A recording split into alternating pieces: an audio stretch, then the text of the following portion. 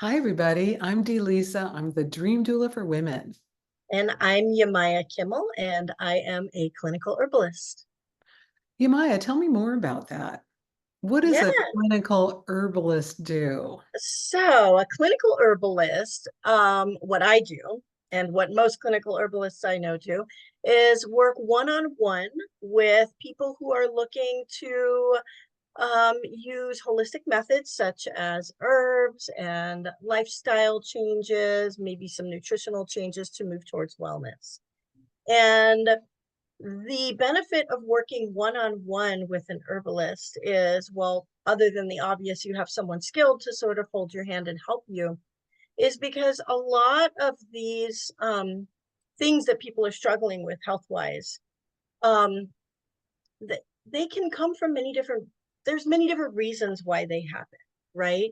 So you have the allopathic method of thinking about herbs, which is what a lot of people do when they're first starting out, right? They think about, what herb can I use for this ailment or for this symptom or for this disease? And that can work. It does work to an extent for some things, but especially when we're talking about chronic illness,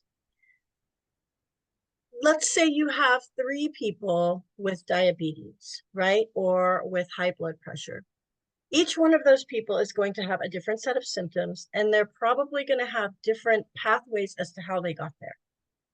So when you're working with me, with a clinical herbalist, is you're working, I like to hear the whole story. So you will sit with me, we will talk in our intake session for sometimes up to an hour and a half, and I'll get your health history. Everything is confidential, and I'll get your story.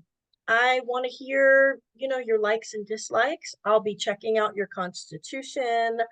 um I want to know about your style, and we want to try to find out what the root cause is of what's going on, and we want to address that. So we would come up with, or I would come up with, a protocol that would be, it would include herbs, of course. A lot of times it includes dietary stuff, sometimes supplements, sometimes not, sometimes lifestyle changes. And it would be very specific towards your story and your situation. Oh, let And me ask yeah, you, sorry to interrupt. no, Let me no, go ask ahead. you, what do you mean by constitution? Right. I'll be checking out your constitution, you said. Yeah, I'm glad you asked about that. So there's different types of herbalism, right? There's all different types. We have the wise woman method, which is really just, more of like the folk traditions. You have traditional Chinese medicine, which is, its own thing. Um, you have Ayurveda, which is also its own thing. You have traditional Western herbalism, which is what I practice, is a combination of the wise woman tradition and traditional Western herbalism. And in traditional Western herbalism, as in TCM, as in Ayurveda, we work with different constitutions. So if you're familiar with Ayurveda at all, you may have heard about the doshas, right? Yes. The Kata Yes. Pitta. So this is very similar to that in traditional Western herbalism, but we call it something different. And TCM, traditional Chinese medicine, also has that as well. They work with the elements. And so we're thinking about, is somebody, now this could be the overall person's tendency. This could be the tendency of the symptom that they're having, or the disorder itself, or it could be like the tissues that we're working with or the system that we're working with, right? So this could be across the board. But we're looking at, is it a dry condition? Is it a moist condition? Um, is it a hot, inflamed condition? Is it a cold, deficient condition? Is it a condition that is very tense and sort of tight? Or is it a condition where the tissues are more relaxed and maybe slow? And so what that could look like is something very basic, like, for example, eczema. Eczema looks so different on so many different people, right? Yeah. Sometimes it's hot and inflamed and dry. and scaly and itchy, but other times it can be really moist. And so you wouldn't want to use the same formula on the moist eczema as you would on the dry eczema. So that's something that's pretty basic and easy to look at. Oh, that's so Um, yeah, interesting because yeah. years ago I went to a healer. I don't even know how to explain what she did. She was one of those magic people. She worked on your body, and she also had studied with some Chinese acupuncture people. And so she would say, too much heat or Mm-hmm. cold invasion. Don't sit down on those cold seats. Like put a blanket underneath you. I'm like, what are you talking about? But whatever she told me to do, even though I didn't understand it, it worked. Mm-hmm. So to think that a body has too much heat and maybe rashes happen or whatever other ailment might happen, and you can eat cooling foods or take cooling herbs, that's such a wonderful idea. Yeah, that's exactly what they were doing. That was constitutional. So that is what we mean when we're talking about constitution. Oh, thank And it you. can be temporary, or it can be, we all have our, as we go through our lives, we're going to change. You're going to be in a different, constitutional phase of your life when you're a child versus when you're an elder. Mm, yes. Oh, fascinating. So what's your favorite kind of person to help? Do you have like a demographic that you help? Do you help men? No, Do you help women? Do you help children? I'm happy to help men, women, and children and everybody in between.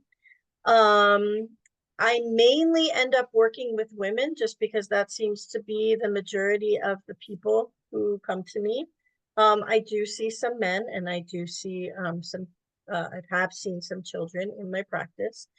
But yeah, it tends to be mostly women. And I would say right now it tends to be mostly older women, perimenopausal and up. Okay. Just So it you just can, seems to be who is attracted to the work I do so far. okay, cool. And so many women, perimenopausal or postmenopausal, we're all just like, I live with a woman right now who, oh, I'll tell you a cute story because I love to talk about dreams.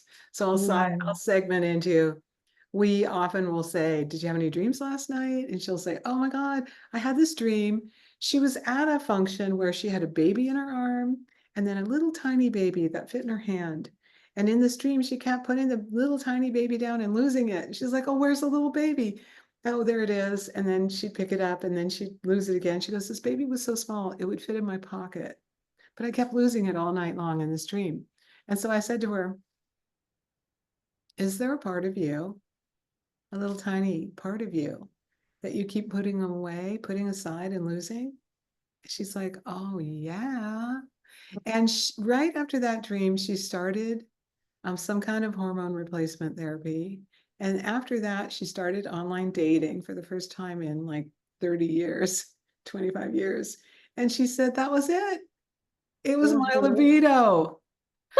The pocket baby was my libido, and I have it back now. That's beautiful. Isn't that cool? I love hearing about dreams like that. Dreams are so amazing. Dreams are, they're like, Yeah. don't get me talking about dreams. I'll go like all the way. Oh, But so for her, she really felt not well. And she was having a lot. I mean, it was like turn down the heat, open up the doors. I'm having another hot flash. And whatever therapy she's on right now has really turned her back into like she found herself again. She got her juju back or she whatever got you her call it. mojo back. Yeah, she got Yeah. her mojo back. And now she's Nice. dating, and she went from dating a whole bunch of guys to now just dating one guy, and she seems really, really happy. And so let's talk for a minute about your, like, because this is your perfect client right now. Perimenopausal women, how do you help them? That is a huge question because, right, perimenopausal women are so across the board. There's so many different things going on. Um, from something like frequent headaches to loss of libido, as you're saying, to things that are starting to develop at this point in their life. Like recent diagnosis of ADHD, for example. Um, Yes, who would that know seems that? to come on nowadays. Or maybe I'm just noticing it now, but I don't remember growing up meeting a lot of adults that were diagnosed with ADHD. I But didn't it know seems, anybody. I didn't even know yeah. kids that were diagnosed with ADHD when I was a kid. Well, they called it something else. They Yeah, called it short attention span when I was a kid. yeah, And they're like, mhm, something's wrong with that kid. He's got a short attention span. Go let yeah, him play outside. And now it's like ADD, ADHD, mhm, all the drugs for that. And when you find out as an adult you have ADHD, I think it kind of shocks your world. yeah. I think for some people it puts a lot of things in place. They're like, oh, that's why I've learned differently. Yeah. And then sometimes some people you wonder, or did I always have this, or is this new coming with perimenopause? Because perimenopause can mess with our brain as well. And Hmm. we're thinking differently. When you talk about dreams, a lot of times the dreams can change. They can become more vivid, or people who did remember their dreams maybe don't as much. Sleep is so much more disturbed for a lot of women. um yeah, there's just so many things across the board. So like what I get a lot that of people that want help with in that age group is sleep and stress and anxiety. Yes. It seems to be what we're all dealing with. Well, and you've probably read the studies where they did, well, I don't know, was it the 60s or the 70s? There was a university study on sleep, and they Mhm. wanted to know what would happen if they interrupted sleep when you get into your REM cycle. So the REM cycle is, if you don't know, listeners, is when we dream. And so they put these students at, I can't remember what university, in a sleep study. So they'd go there, they'd get all wired up. When they went into REM sleep, they'd wake them up. Mm. They did this for a number of days. And on day 3 or 4, the kids started hallucinating. And they stopped the study after a week because they thought they might put these kids into a psychotic break. Because Yeah. if you don't sleep, your brain starts to do weird things during your waking life. So Yeah. they started seeing things out of the corner of their eyes. They started to get more and more nervous and on the edge of paranoia. So Mhm. not sleeping, ladies, is not good. That is where it all begins. I mean, most of the time, if somebody comes in and they have something going on, I can't say all the time because every situation is different. But there are two places that most of the time we will start. One of two places. Both places eventually though. And that is sleep and or digestion. Oh, Because those are really the foundational pieces of good health if you think about it. mm, You have to get a good night's sleep in order to live your life in optimum vitality, no matter what's going on in your world, in your life. You got to be able to get a good night's sleep, or your life is going to be hindered. yes, You're going to have issues. And the same with digestion is, even if you're eating really great food, if your body's not assimilating it, then you're not able to get all that good stuff in you. And then of course, if you're not eating great food, that affects, we all know. I think, or right, in this world, we all know what right. And happens. there's a part of our there's a part of our body system where we're resting and digesting. Hmm. So it seems like rest and digest goes together, right? Yeah, well, that's where we're sleeping, right? And that's Mhm. when the liver can do its work. That's when the body, when the cells repair themselves. So much happens when we sleep. And then the dream time too, it's kind of like we already know and have proven all of the physical things that happen Yeah, when we're asleep. But one thing where I haven't seen too many studies, and I think, because we're more than just our bodies, this is my belief, we're more than just our bodies. And when we sleep, all of that dream time, all of that stuff, that sort of subconscious stuff, that's healing too. That's doing its absolutely. healing work. And that's why we feel so much better after a good night's rest. That's part of why, anyway. Yeah, yeah. Well, I love to talk about dreaming. People tell me I don't dream, which of course is not true.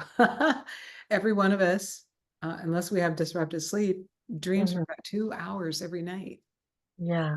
And when you add that up, that's 6.5 years of dreaming if you live to be 80. Mhm.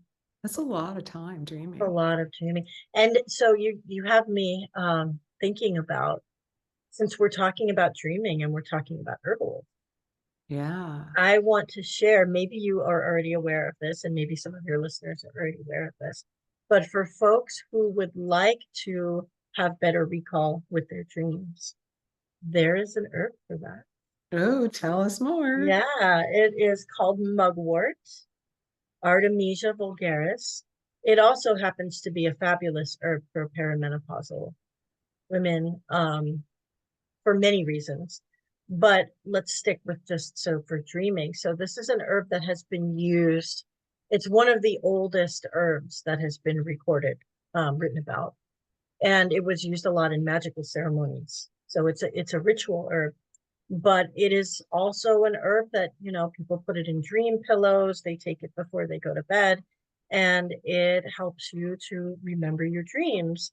Best if done every night. It's kind of like a muscle. You got to tone it, right? Yeah, yeah. But it's a great herb to work with, if it's something that you would like to do to remember your dreams.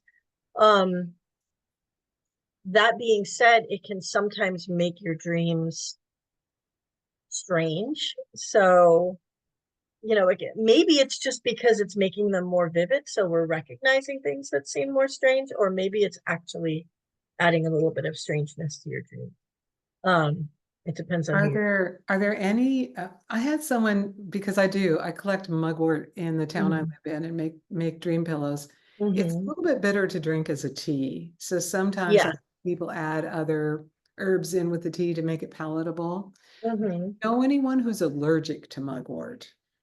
I'm sure there's somebody out there that is, Yeah. So just like because just if you're listening and you think you want to go way into dreaming and get mugwort, just make sure that you notice your body. I have yes. one friend here in town who says she knows someone who's deathly allergic to mugwort and they can't drink it.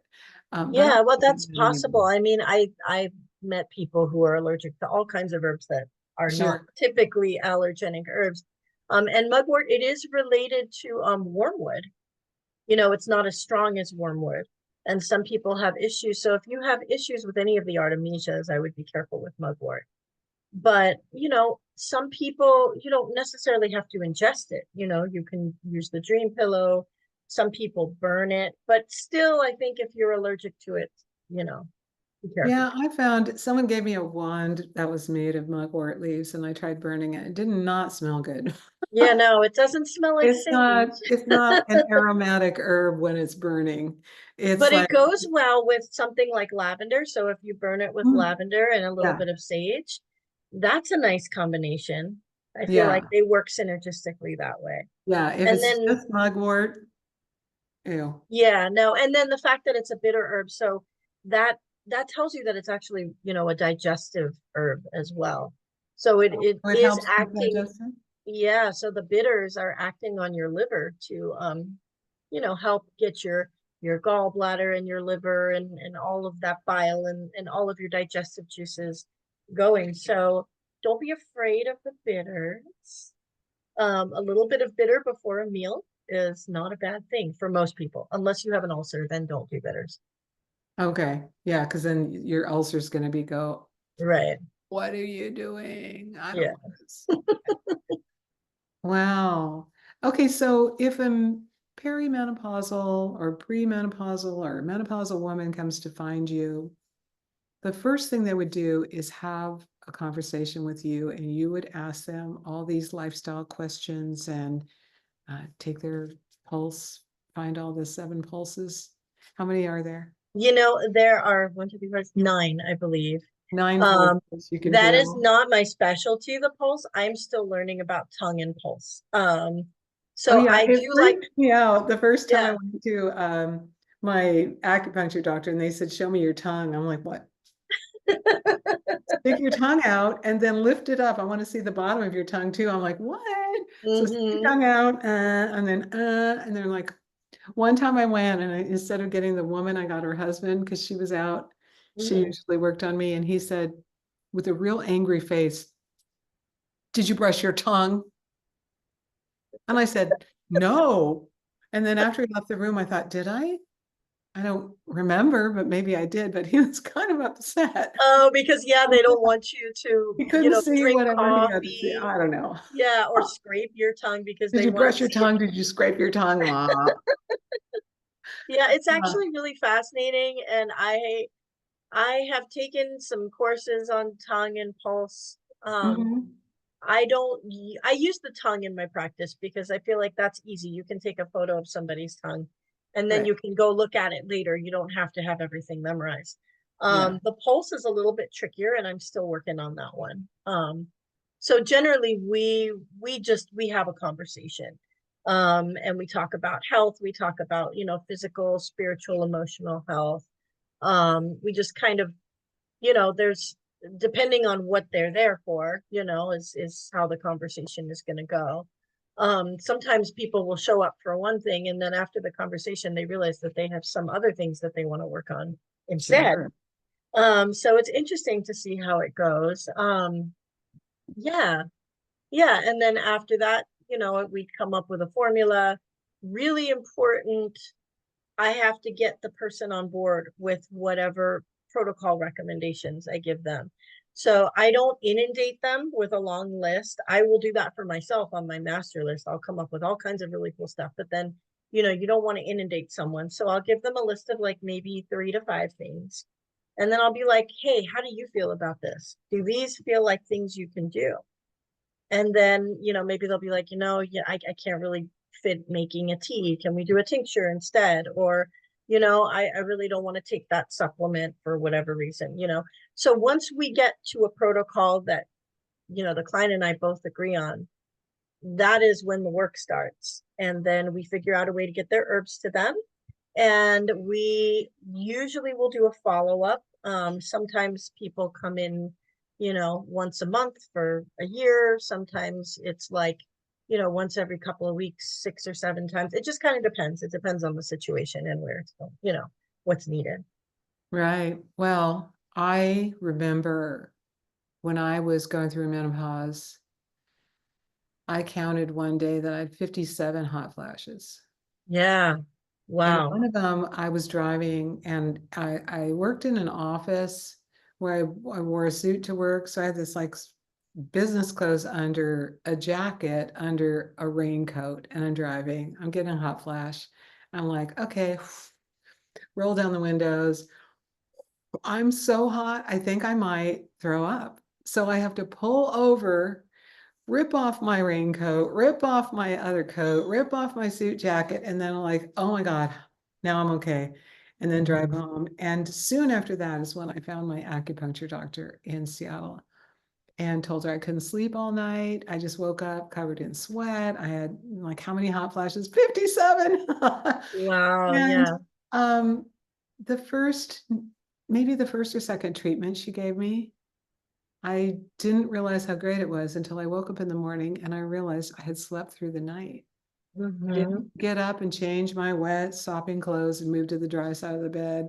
I didn't even wake up. I slept all night and I just was so grateful. I can't, well, you can probably understand, Oh, but totally. some listeners would be like, whatever. No, if you haven't slept for the night through the night for months and months and you're just sweating in your clothes, it's really unpleasant. Hmm. It's just as unpleasant as having your period once every 3 weeks for most of your life. In fact, even more. So if you can give relief to someone and when they wake up in the morning go, oh my God, Yemaya, I love you. Thank you. Um, Good for you. Yeah. For you, because Yeah. it's such a relief. Yeah. Hot flashes are a big one, and they're fortunately it's one that responds well to herbs a lot Nice. of the time. A lot of the time. Nice. So do you want to leave us with a bit of wisdom and then tell us how people can find you. Sure, a bit of wisdom. Oh, you want to narrow it down or? Yeah, just whatever you feel like spilling on us today. Okay. I think, and this may sound cliche, but it's so true. I just think this is really true. Listen to your body. When Mm, your body is sending you symptoms, that is a message. And we are so quick to pop a pill to fix a symptom. And obviously, like we want to be out of pain, and that's important. But before you do that, maybe just, as long as it's not a life-threatening thing, sit with it for a minute and listen and see what your body is telling you to do next. Close your eyes and ask your body, what do you need from me right now? And mm. if you listen and if you, tune into that, you just might get the answer you need for your next step. I love that because the body tells us what it needs, doesn't it? Yeah. Yeah. Sometimes with a whisper, Mm-hmm. sometimes with a big smash across your Mm-hmm. face. Um, and I think in the modern Western world that we live in, we're a lot of the times ignoring what our body needs and wants Mm-hmm. Yeah. until it's really so painful we need help, Or until it's too late where yeah, until it's irreversible. irreversible. Yeah. Yeah. Although So I bet you would think that someone could come to you with what they would think is an irreversible problem and you can help them. sometimes if someone has stage 4, cancer, that is beyond my scope. If somebody has had something for so long that it has progressed to the point where, they're needing basically more than just what herbs has to offer. I'm happy to work with I do, and I work with people's team, doctors, and you can absolutely see an herbalist if you're on pharmaceuticals. You can absolutely see an herbalist if you're, getting surgery. That's a great way to, support before and after surgery using herbs. But I think it depends on the situation, Mm-hmm. because if it's so far advanced, and then it also depends on the person's mindset and what they're willing to do, because Right. I don't think that it's necessarily like irreversible. I think it's more about, it's going to take, how much more work is it going to take? Like if you catch something early, then it's a lot easier to use nutrition and herbal remedies and natural remedies to balance that out. The longer you wait, you can still do it a lot of the time, but the harder you're going to have to work and the more drastic changes you're going to have to make in your life. I hear you. So it kind of, Yeah. I guess it comes back to, it depends on the person. It's like that analogy that this fact may or may not be true, but if you're in a container ship and you want to turn around, it takes 11 miles. To Yeah, slow the ship down and turn it around. Because right. there's some momentum that they're going so at click speed, whatever it is, Yeah, 11 miles later, they can turn around. So yeah. if you've been going down this one route and your body's getting sicker and sicker and sicker, it's kind of like that container ship that needs to slow down first and then change course. Yeah, absolutely. Yeah.